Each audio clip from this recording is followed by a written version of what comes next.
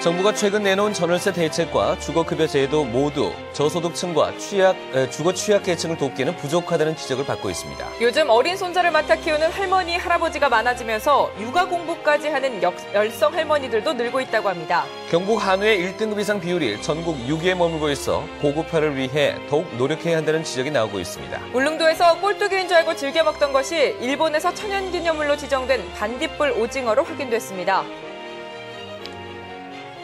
네, 시청자 여러분 안녕하십니까? 3월 14일 금요일 아침 대구 MBC 뉴스투데이입니다. 밤사이 기온이 낮아지면서 어제는 영상권을 가리키던 경북 지역의 아침 기온이 다시 영하권으로 떨어진 곳이 많습니다. 주말에는 평년 기온보다 높아 활동하기 좋겠지만 대기는 건조해 등산하시는 분들 산불 조심하셔야겠습니다. 진달래 기상캐스터입니다. 밤사이 기온이 크게 떨어지면서 오늘 아침은 초봄치고 다소 춥습니다. 아침 기온이 다시 영하권으로 떨어진 지역이 많은데요. 현재 대구의 아침 기온은 1.3도, 봉화는 영하 7.3도로 어제 같은 시각보다 5에서 8도 정도 낮은 기온을 보이고 있습니다. 다만 낮 기온은 어제보다 높아서 10도 가까이 오를 것으로 보입니다. 오늘 대구와 경북 지역은 차차 맑아지겠지만 경북 남부 내륙은 낮 동안 빗방울이 떨어지거나 눈이 날리는 곳이 있겠습니다.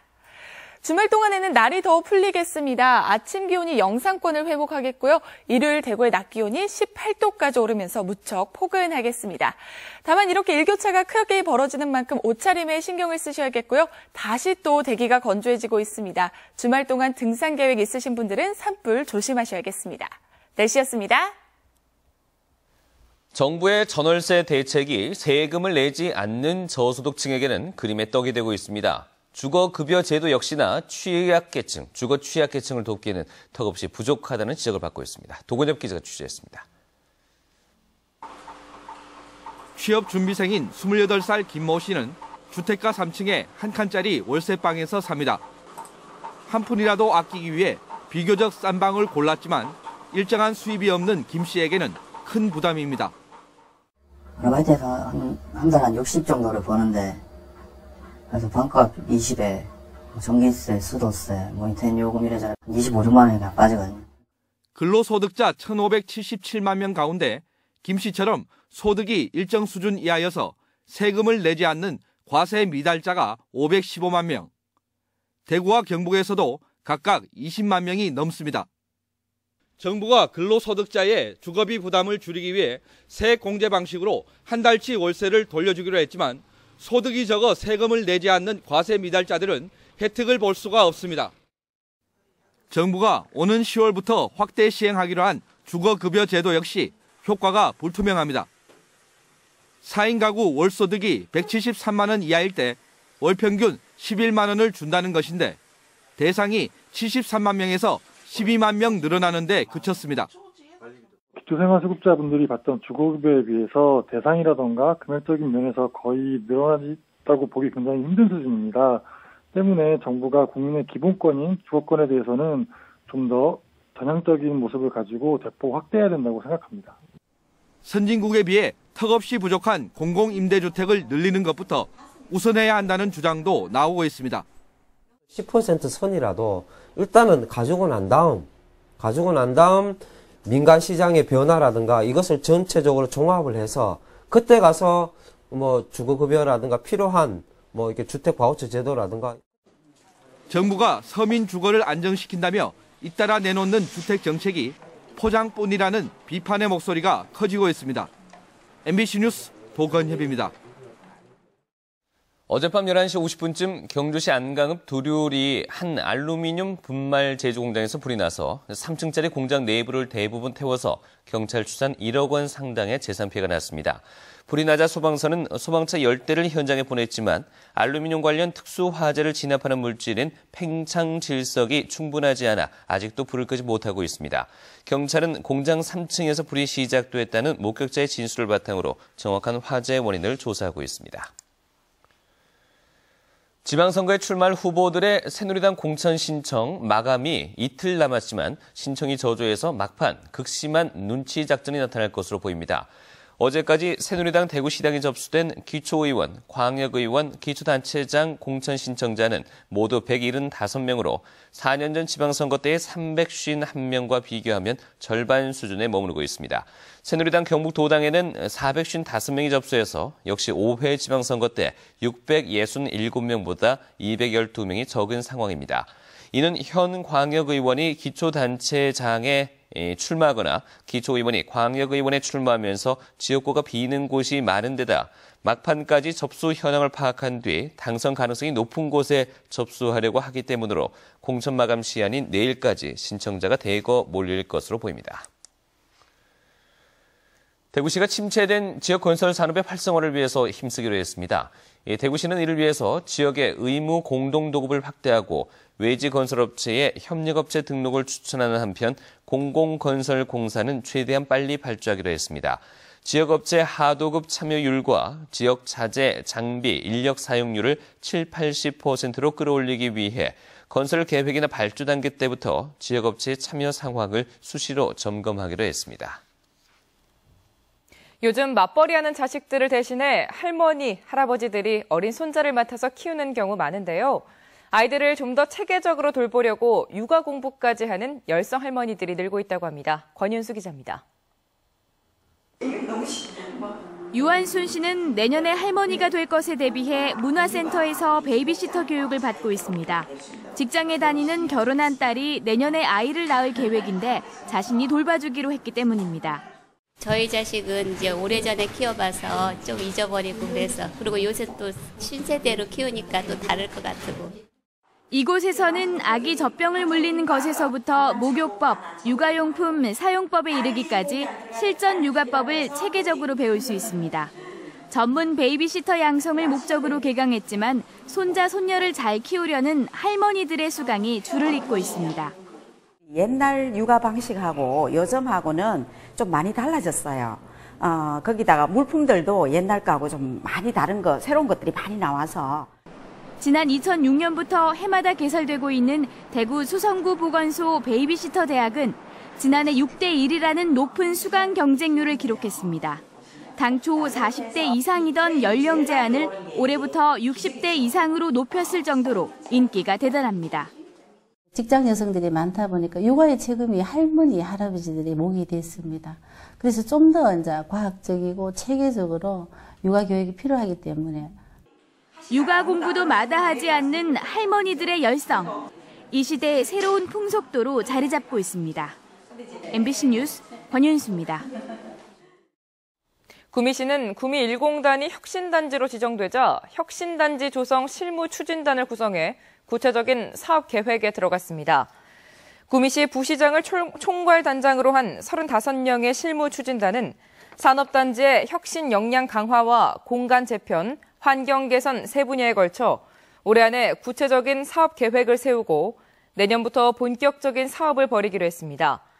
혁신단지로 지정된 구미 1공단은 국토교통부의 재생사업지구로도 선정됐는데 올해 상반기 휴먼 ICT 중소기업 창조 생태계 조성 사업까지 예비 타당성 조사를 통과하면 총 3천여억 원의 국책사업이 구미 1공단을 중심으로 추진됩니다. 한국토지주택공사 대구경북지역본부가 대구 테크노폴리스 일반 상업용지와 지원시설용지 14필지를 분양합니다. 신청과 입찰 보증금 납부는 오는 24일부터 이틀 동안 인터넷 토지 청약 시스템을 통해 실시됩니다. 입찰을 신청할 때 입찰 금액의 5% 이상 보증금을 내야 합니다. 대구 테크노폴리스는 220만 평 규모로 지난해 말 준공됐고 대구 경북과학기술원 등 연구기관과 국내외 75개 업체가 입주했습니다. 수입산에 맞서 우리 한우가 경쟁력을 갖추려면 품질을 고급화해야 합니다. 이 고급육의 기준은 1+1등급 이상인데 경북은 전국 6위로 중상위권에 머물고 있어 고급화에 더 주력해야 한다는 지적이 나오고 있습니다. 김건엽 기자가 보도합니다. 현재 한우의 등급 체계는 2+1등급, 플러스 1등급, 그리고 1, 2, 3등급과 등회까지 모두 6등급으로 나뉩니다. 2+와 플러스 1등급까지가 고급육이고 1등급은 그저 중간 수준 품질, 보통육입니다. 그렇다면 경북 한우의 등급은 어떨까요? 축산물 품질평가원의 분석 결과 경북의 플러스 1등급 이상 출현율은 48.7%, 전국 6위 중상위권입니다. 중간 수준 정도의 품질인 1등급이 35%로 가장 많습니다. 한 단계만 더 높이면 되는데 쉽지 않습니다. 한우 농가는 사육기법에 차이가 있기 때문이라고 생각하고 있습니다. 조사료를 많이 줘가지고 그 육질이든가 모든 육량이라든가 할 수 있도록 하는 그 사육 그 비법이 그 우리 지역하고 그쪽 지역하고 조금 차이가 난다고 생각합니다. 지난해 축산물 품질평가원은 한우를 키워서 수익을 내려면 적어도 플러스 1등급 이상의 고급육을 생산해야 하고 그 이하 나머지 등급은 9만 원에서 무려 200만 원 넘게 적자가 발생했다는 분석 자료를 내놓은 바 있습니다. 1플러스 등급 이상의 것들은 전혀 가격이 떨어지지 않았습니다. 그래서 고급화가 곧 살 길이라는 말씀을 드리고 싶고요. 경북 한우를 고급화하기 위한 지속적이고 과감한 투자가 필요합니다. MBC 뉴스 김건엽입니다.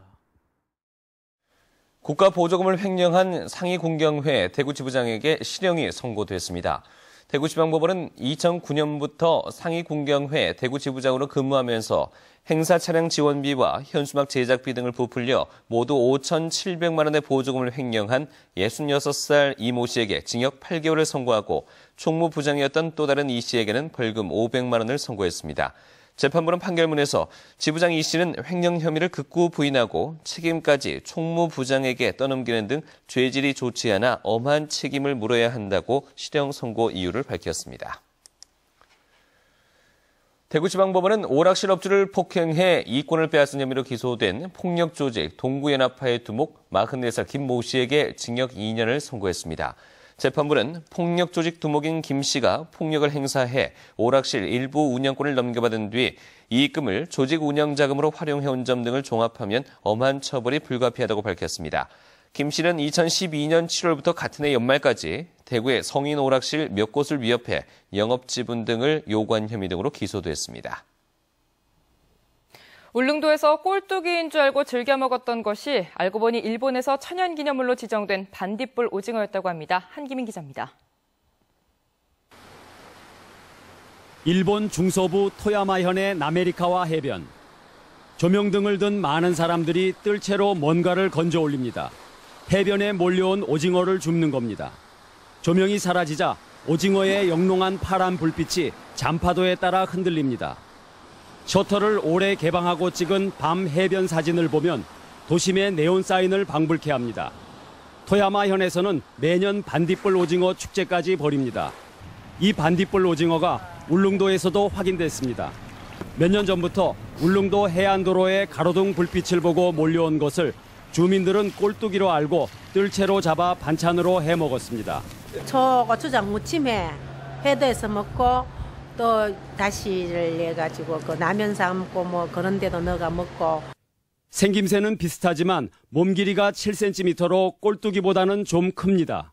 일본 국가 천연물로 지정되어 있는 반딧불 오징어로 밝혀졌습니다. 반딧불 오징어는 적을 위협하기 위해 빛을 내는데 평소 깊은 수심에 머무르다 겨울에서 이른 봄 사이 알을 낳기 위해 해변으로 몰려옵니다. 울릉도는 반딧불 오징어의 미네랄 성분이 많아 건강식품으로 개발하고 일본으로의 수출도 추진하기로 했습니다. MBC 뉴스 한기민입니다. 지역 대학의 외국인 유학생을 늘리기 위해서는 학교와 지방정부가 각종 지원 대책을 마련해야 한다는 연구 결과가 나왔습니다. 대구경북연구원에 따르면 이 지역에 유학 온 외국인들의 한국어 능력 시험 4급 이상 비율이 대구는 16%, 경북 13.9%로 전국 평균 23.7%보다 많이 낮아 생활 적응과 학업에 큰 어려움을 겪고 있는 것으로 나타났습니다. 이에 비해 교육부의 유학생 유치 관리 역량 인증에서 지역대학은 단 한 곳도 인증을 받지 못한 반면 전국 13개 비자 발급 제한 대학 가운데 5개를 지역대학이 차지해 지역대학의 유학생 관리가 허술한 것으로 나타났습니다. 대경연구원은 우선 대학이 외국인 유학생의 한국어 능력 향상을 위한 프로그램을 확대하고 지방정부는 대구 글로벌 교류센터를 설립해야 한다고 밝혔습니다. 경북교육청이 학생들의 언어폭력 예방을 위해 학생 언어문화 개선에 나섭니다. 경북교육청은 올해 언어문화 개선 선도학교 30곳을 선정해 3억 원을 지원하고 언어폭력 예방대책을 수립하도록 했습니다. 또 학생 언어문화 개선 교육 자료를 제작해 학교에 보급하고 욕설 없는 날이나 존대어 사용의 날 등 다양한 이벤트를 열어 학생들의 언어문화 개선에 나섭니다. 영남대학교 환경미화원들이 지난해에 이어 올해도 학생 장학금 300만 원을 기탁해 훈훈함을 전하고 있습니다.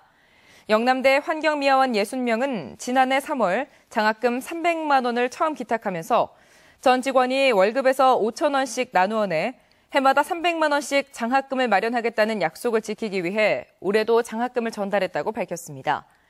영남대는 환경미화원들이 내놓은 장학금을 학교 전체 장학기금에 포함시켜 어려운 환경에서 공부하는 학생들에게 혜택이 돌아가도록 할 방침입니다. 대구 달서구청이 2013 전국지방자치단체 일자리 공시제 종합평가에서 고용노동부 장관 우수상을 수상했습니다. 대구 달서구청은 계층별 맞춤형 취업박람회를 정례적으로 개최한 것과 달서구 시니어 비즈플라자를 운영해 중장년 창업지원 사업을 펼친 것 등에서 높은 평가를 받았다고 밝혔습니다. 대구 동구청은 특별상을 수상해 지역 맞춤형 일자리 사업비 8천만 원을 지원받았습니다. 동구청은 신서혁신도시와 동대구 역세권 개발 사업 등 인프라 구축을 통해 일자리 환경의 변화를 이끌어낸 점 등에서 높은 평가를 받았습니다.